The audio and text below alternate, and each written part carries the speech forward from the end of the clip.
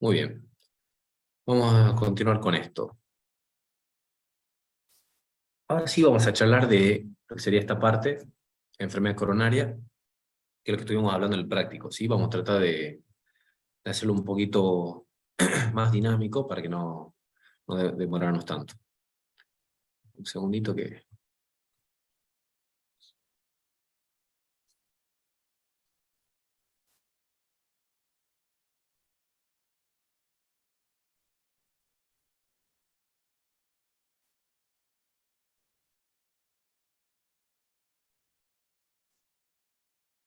Bueno, cuando hablamos de enfermedad coronaria es lo mismo que decir síndrome coronario.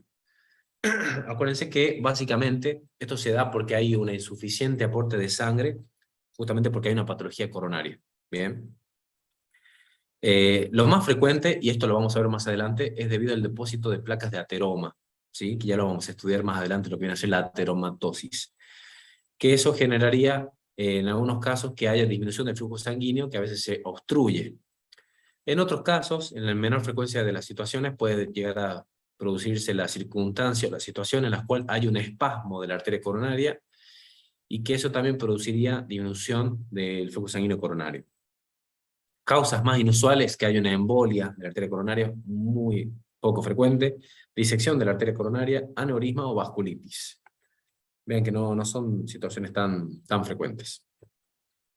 Acá factores de riesgo, bueno, son los mismos que vamos a encontrar, por ejemplo, para la ACV, ¿sí? Lo que viene a ser la alteración del lipidograma, bajo nivel de HDL, altos de LDL, la diabetes, el tabaquismo, la hipertensión, los pacientes que hacen ninguna actividad física, ¿sí? El sedentarismo, la obesidad. Ahora sí, vamos a hablar un poquito de esto, anatomía, para que ustedes se ubiquen y poder repasar. Acuérdense, tenemos básicamente dos arterias, la coronaria izquierda y la coronaria derecha. La izquierda, que es el tronco, la coronaria, está constituida por lo que viene a ser la arteria descendente anterior, ¿sí? Que va a irrigar los 2/3 anteriores del septum intraventricular y la pared anterolateral, ¿sí? Todo lo que viene a ser la pared anterior del corazón. Por otro lado tenemos lo que viene a ser la arteria circunfleja, que es la otra rama del tronco, la coronaria izquierda. Esta va a recorrer lo que viene a ser el surco aurículo ventricular izquierdo, y que eso es lo que yo les contaba a ustedes, que vamos a alterar sus anomalías en las derivaciones B5 y B6. La arteria coronaria derecha está constituida básicamente por lo que viene a ser unas ramas, como sea la descendente posterior, que la coronaria derecha recorre lo que viene a ser el surco aurículo ventricular derecho, y en gran porcentaje de los casos da lo que viene a ser la descendente posterior, irrigando lo que viene a ser el tercio posterior del septum. Y aurículo ventricular, que va a irrigar justamente la pared posterior del ventrículo derecho. Por eso, si yo quiero controlar si no, el paciente no tiene un infarto del ventrículo derecho, tengo que hacer unas derivaciones posteriores, lo que sería B7 y B8. Bueno, gráfica, acá tenemos tronco coronario izquierda, o la arteria principal, tenemos la arteria circunfleja, ¿sí? Aquí, arteria circunfleja, lo que viene a ser la descendente anterior, y vean aquí cómo tenemos lo que sería la arteria coronaria derecha, y esta rodea por el surco aurículo ventricular derecho, y en algún porcentaje de los casos, la mayoría de las veces, 55% de los casos, da la rama de la descendente posterior. Hay veces, ojo, que hay situaciones en las cuales la descendente posterior viene a ser rama de la circunfleja, es decir, que tendría una dominancia izquierda. Cuando se dice que la descendente posterior es rama de la coronaria derecha, que es en el 55% de los casos, un poquito más, ahí decimos que tiene dominancia derecha. Vean acá cómo, esto quise poner este gráfico para que vean un dato importante, vean cómo de la arteria coronaria derecha sale unas ramitas que son estas, la rama para el nódulo sinusal o sinoauricular. Entonces, si el paciente tiene, por ejemplo, un dolor de pecho y yo detecto en el electrocardiograma que de repente tiene un PQ que está muy prolongado, si un segmento PQ, un intervalo PQ muy prolongado, ese paciente estaría haciendo un bloqueo auriculoventricular, y lo más seguro que sea porque haya una obstrucción de la coronaria derecha.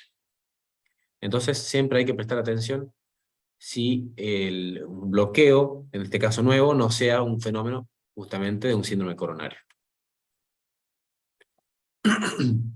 Esto es lo que ya habíamos charlado, ¿se acuerdan? Las derivaciones de 2, de 3 ABF que ven cara inferior, que está irrigado por la coronaria derecha. Las derivaciones B1, B2, que es la descendente anterior, es lo que recorre el surco interventricular, o es la zona del septum. El B3 a B4 o B2 a B4, también depende de la descendente anterior. Y B5, B6, que están acá abajo, y D1 y ABL, que son las derivaciones bipolares, dependen de la circunfleja, que es rama del tronco de la coronaria izquierda. ¿Bien? Ahora vamos a ver algunos síndromes, ¿sí? Esto es lo que sería la definición del dolor de pecho o angina de pecho o ANGOR. ¿Bien? Es el dolor que se produce o lo puede manifestar como si fuera una opresión precordial y que se produce porque hay una isquemia, es decir, hay disminución de la irrigación, pero es sin infarto, no se llega a infartar el miocardio. Esto va a aparecer cuando la carga que está soportando el corazón y la demanda miocárdica de oxígeno supera la capacidad de las arterias para poder aportar sangre. ¿Y esto cuándo se da? Cuando la reducción de la luz de las arterias está disminuida, que se da en la ateromatosis. El estrechamiento de la luz arterial suele ser por ateroesclerosis, que es lo que habíamos dicho, pero ojo, que también puede ser por espasmo coronario, que esto también lo podemos llegar a charlar un seguidito más adelante. La trombosis es más frecuente si se tapa, cuando hablo de una trombosis, que se tapa la arteria, y eso sí va a producir ya un infarto. El estrechamiento de la arteria coronaria, que produce de manera característica la angina, ¿en qué contexto se va a dar? En contexto que el paciente haga actividad física. Entonces la angina de pecho, cuando yo tengo un paciente que tiene reducción del flujo sanguíneo, ya sea por una placa de ateroma, ese paciente, cuando yo le saco, digamos, su confort y hace una actividad física o algo, ahí le va a aparecer el dolor de pecho, y es durante el ejercicio. Y obviamente, si el paciente reposa, le va a disminuir el dolor de pecho. Esto es lo que se hace en los pacientes que se llaman, este tipo de angina, lo que se llama angina estable, que ya lo vamos a charlar. Pero ¿vieron la ergometría, que es el electrocardiograma que se hace durante el ejercicio? Bueno, la ergometría, la intención que tiene es ver si aparece episodios de isquemia o de angina de pecho durante la actividad física. Bueno, signos y síntomas es esto: dolor, que es a veces indefinido por el paciente, no lo pueden describir, o lo definen como una compresión o una opresión en la zona precordial, intensa, grave. La molestia se percibe, ojo en la zona, ¿no? Se percibe debajo del esternón, se puede irradiar hacia el hombro izquierdo, hacia la cara interna del brazo, también puede irse a la zona del brazo derecho, pero vean cómo llega hasta incluso hasta la zona de los dedos, de la espalda y del maxilar inferior. Nunca el dolor se va a sentir por encima de la oreja ni por debajo del ombligo. Otros pacientes pueden presentar falta de aire o disnea porque hay un aumento agudo y irreversible de la presión de llenado del ventrículo izquierdo. Es decir, que la disnea también es un equivalente de ANGOR, ¿ok? Presten atención a eso, la disnea es un equivalente al ANGOR. Entonces hay que tener ojo y atención en los pacientes diabéticos o los ancianos que pueden tener un infarto o un síndrome coronario agudo sin dolor. El examen físico, obviamente, el dolor hace que la frecuencia cardíaca aumente. Si tiene un adecuado gasto cardíaco, aún si está, digamos, indemne, va a tener la presión alta. Los ruidos cardíacos pueden estar hipofonéticos, el choque de la punta más difuso. Se puede llegar a ocultar un cuarto ruido y no dura más de unos minutos. Cede con el reposo y con esto, administración de vasodilatadores o nitritos, o la nitroglicerina sublingual. Bien. Datos importantes, pregunta examen. Entonces el dolor tiene todas esas características: un dolor opresivo, precordial, se puede irradiar a esos lugares que dijimos, incluso hasta brazo derecho, nunca pasa por encima de la oreja, nunca pasa por debajo del ombligo. Y súper importante, en el contexto del ANGOR, que es la angina de pecho, que es la isquemia solamente sin infarto, va a ceder con el reposo, no dura más de 5 minutos, y cede también con vasodilatadores o nitritos. ¿Bien? ¿Qué pasa cuando el dolor no tiene unas características de estabilidad? Es decir, el paciente refiere el dolor como que va y viene, Se puede presentar tanto en reposo, se puede presentar cuando hace actividad leve o cuando hace actividad intensa. Hay un dolor que justamente no es predecible. Eso es lo que se conoce como angina inestable. ¿Bien? Entonces, ¿cuándo puede darse eso? Lo que estuvimos diciendo. El paciente tiene una angina en reposo, una angina de reciente comienzo, o una angina que va progresando. Es decir, no tiene la característica de la angina estable, que ya sabe que sube dos tramos de escalera y le da el dolor. Aquí puede ser que el paciente tiene dolor cuando sube un trazo de escalera, o supongamos al día siguiente tiene dolor en reposo, o al día siguiente subió recién 3 trazos y ahí recién tuvo dolor. Entonces, una angina que va a variar sus características. Si la angina apareció hace menos de 48 horas y no se identifican enfermedades extracardíacas, ¿qué se puede hacer? Dosaje de troponina, ¿sí? Para ver, estimar el pronóstico de estos pacientes. Si llegamos a detectar una angina con una troponina negativa, tiene un pronóstico que es favorable. Bueno, esto es lo que se llama la clasificación de Braunwald. Sí, esto es de un librito, pero se sigue actualizando, es un librito viejo, pero hasta el día de hoy se sigue utilizando lo que viene a ser la clasificación de Braunwald para lo que viene a ser la clasificación de la angina inestable. Podría ser de acuerdo a la gravedad del cuadro clínico o de acuerdo a las circunstancias. Puede ser tipo 1, tipo 2 o tipo 3. Tipo 1 era aquella angina grave de reciente comienzo o progresiva y no tiene dolor de reposo, es decir, hace actividad física y es de reciente comienzo y va aumentando, ¿sí? Puede ser de reposo en el último mes, pero no en las últimas 48 horas, o grado 3, que son los pacientes que están más sonados, que tienen angina de reposo en las últimas 48 horas. De acuerdo a las circunstancias, es decir, eso de acuerdo a la gravedad, esto de acuerdo a las circunstancias. Ok, vean cómo de acuerdo a la gravedad, cómo es más grave un paciente que tiene dolor en las últimas 48 horas, en reposo.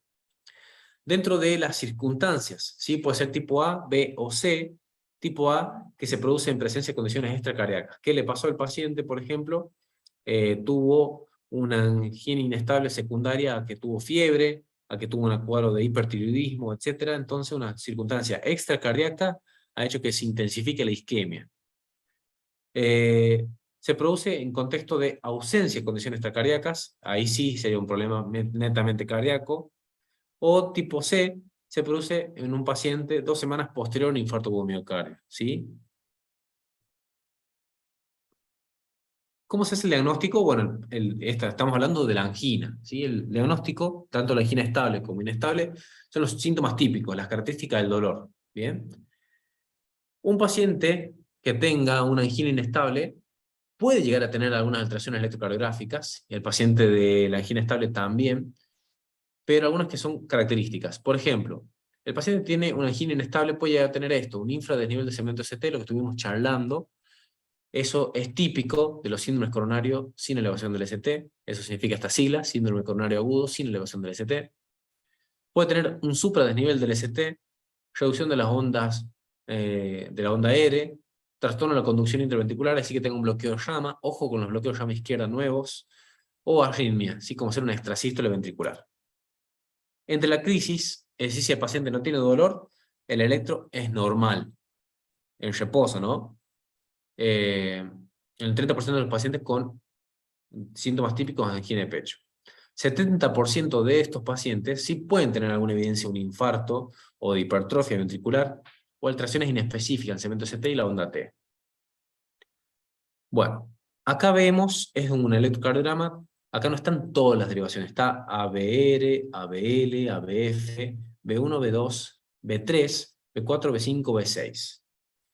Aquí, ¿qué es lo que detectamos anormal? Nosotros tenemos que observar el ST. Si el paciente me viene con dolor de pecho, yo tengo que ponerme a observar lo que sería el segmento ST, ¿sí? El que está posterior al QRS. Vemos el ST, y ahí empezamos a buscar. Vemos que acá B2 está un poquito más por debajo, B3 está también por debajo, B4, B5, B6. El compromiso B3, B4 sabemos que viene a ser cara anterior del corazón, que sería porción, digamos, de lo que sería parte del trayectorio de la descendente anterior. Y B5, B6 sabemos que es lo que sería la cara lateral baja del corazón. ABL y D1, que no está acá, sería justamente la cara lateral alta. Entonces acá B5, B6, vemos que también tendría cierto compromiso de lo que sería la arteria circunfleja. Es decir, acá está comprometiendo que viene a ser el sector anterolateral. Bien, esa es la importancia de conocer el tema de justamente las derivaciones. Acá vemos como dice infradesnivel de la cara anterior e inferior. ¿Sí? Inferior también venga acá, esto sería D2, ¿sí? D3 no se ve tanto, pero ABF también tiene compromiso de la cara inferior. En D2 se ve que sería esta, y ABF. También tiene cierto infradesnivel. Bueno, prueba con estrés. La prueba con estrés, como habíamos dicho, que es la ergometría, es el electrocardiograma, algunos de ustedes capaz que le hicieron, le hacen ya sea correr o trotar, o le hacen caminar en una caminadora que va aumentando la intensidad, o andar en bicicleta, en una bici fija, mientras le hacen un electrocardiograma. Se hacen los pacientes que tienen antecedentes de angina estable. Si el paciente tiene angina inestable, está totalmente contraindicado porque hacer este estudio lo puede llegar hasta infartar. ¿Y qué se hace en estos pacientes también de otro método de estudio? Ecocardiograma o cámara gamma, que es la gamografía. La gamografía es un estudio que permite ver no solamente la estructura del corazón, sino también la función. Se puede ver cuál es la porción del miocardio que está afectada.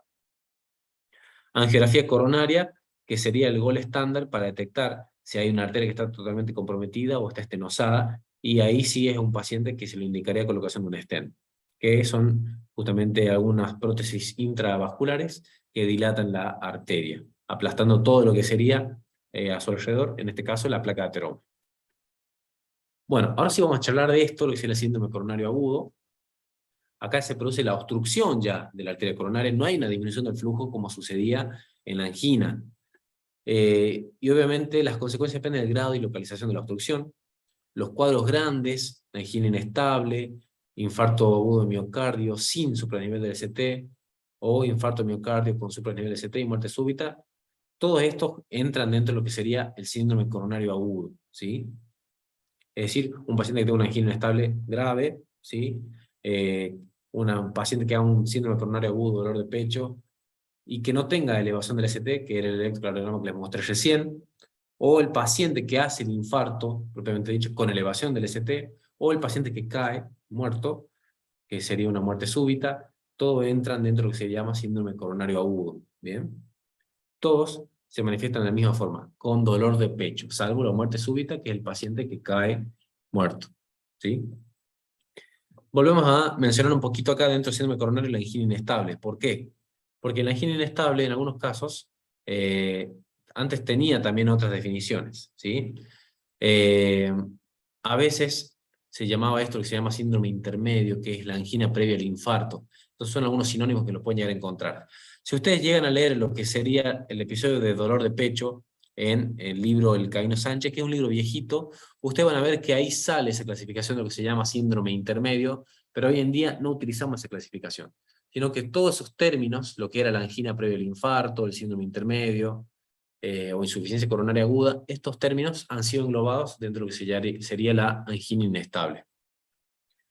La angina inestable puede provocar cambios electrocardiográficos. El paciente con angina estable puede ser que sí, puede ser que no, ¿sí? Depende si se lo detecta o no, pero el paciente con angina inestable puede tener cambios electrocardiográficos, como ser en un infradesnivel del ST, supra ST, inversión de la onda T en forma transitoria.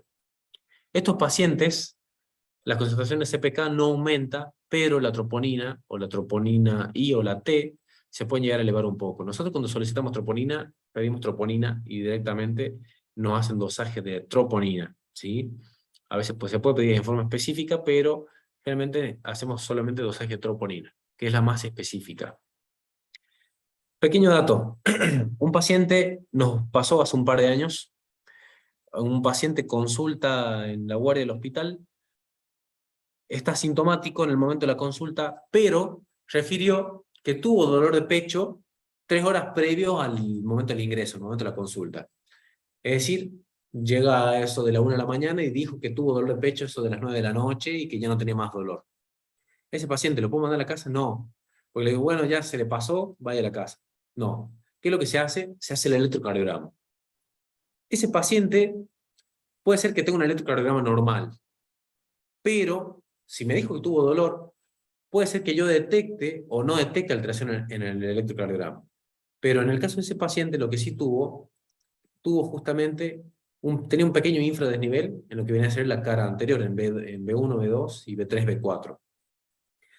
Para nosotros considerar un electrocardiograma positivo, tiene que tener la alteración electrocardiográfica del ST en 2 o más derivaciones, y tienen que ser vecinas. Por ejemplo, si el paciente viene con dolor de pecho y yo veo la alteración del ST en D1, pero también lo veo en, por ejemplo, en B2, no tiene relación anatómica, porque D1 es circunfleja y B2 es descendente anterior.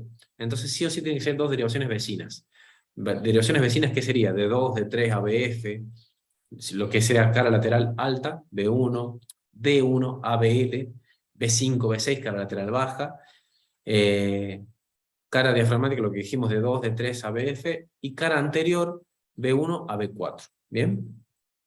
Ese paciente, el caso que le estaba contando, ese paciente se le solicitó las enzimas, las troponinas, y ahí vimos que tuvo una elevación de troponina, entonces ese paciente queda en observación. ¿Bien? No es que tiene que pasar un cateterismo en forma inmediata, pero sí entra para control y para terminar diagnósticos. La angina inestable se puede manifestar con inestabilidad hemodinámica en algunos casos, y a menudo precede un infarto o al desarrollo de arritmias, y menos frecuentemente muerte súbita. ¿Sí? Son complicaciones que pueden llegar a evolucionar. Y ahora sí vamos a ver esto, los que son los hallazgos más graves y más frecuentes que se pueden llegar a detectar. Lo que tenemos es el infarto de miocardio sin supradesnivel del ST, que esto es importante. Es el paciente que tiene dolor de pecho y tiene la alteración electrocardiográfica en el ST, en lo cual no hay una elevación, sino que hay un infra-ST. ¿De qué corresponde esto? Porque este paciente tiene un infarto de miocardio, pero es subendocárdico. Significa que está por debajo del endocardio. Entonces, representa la necrosis del miocardio a través de marcadores cardíacos en sangre. Sí se va a elevar la troponina, tropomiosina. Solamente solicitamos troponina, ¿sí? No pedimos tropomiosina. No tiene supradesnivel del ST y no tiene ondas Q. ¿Y por qué es importante saber esto? Porque este paciente que tiene un dolor de pecho sin supradesnivel del ST, es decir, tiene un infra, por ejemplo, es un paciente que lo podemos llegar a saber que al tener, no tiene alteración, no tiene supra-ST, sino que tiene un infra. Ese paciente, lo más común es que evolucione un infarto subendocárdico, que es un infarto que no va a ser tan extenso, que no va a comprometer tanto la función del corazón.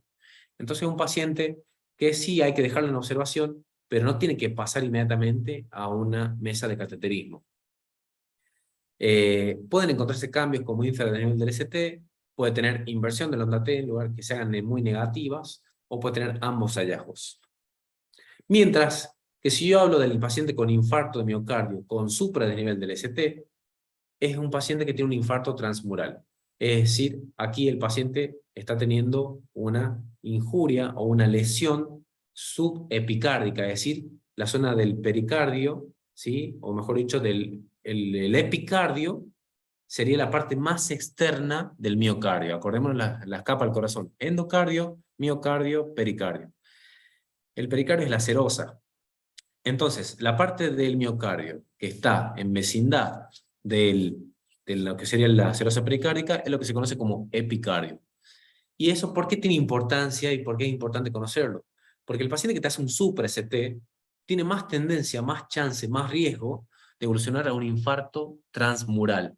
Y si es transmural me va a afectar toda la pared del corazón, y es un paciente que si esa pared se infarta, si se afecta toda la pared del corazón, obviamente es un corazón que no va a latir y que va a evolucionar en insuficiencia cardíaca hasta incluso riesgo de muerte.